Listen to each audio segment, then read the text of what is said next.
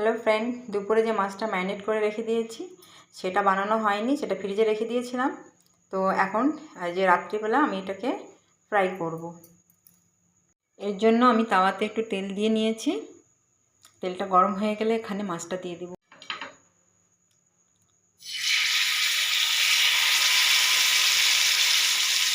এটা ধিমি আঁচে ভেজে নেব। এই তো মাছটা ফ্রাই হচ্ছে। মাছটায় চারপাশে আরেকটু তেল ছড়িয়ে দেব। এটা আস্তে আস্তে হবে। এই তো মাছটা আমার রেডি হয়ে গেছে। এখন এটাকে প্লেটে তুলে নিই।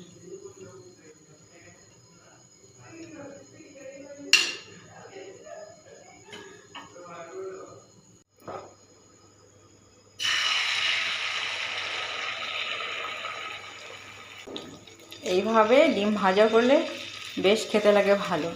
একটু গাজর কুচি, পেঁয়াজ কুচি আর হচ্ছে লঙ্কা কুচি, একটু হলুদ আর একটু লবণ। ডিমটা আমি ভুজি করে নেব।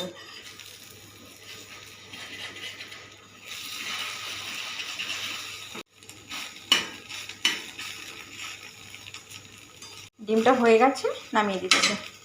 তো চলো মাছটা এবার গার্নিশ করে নিই।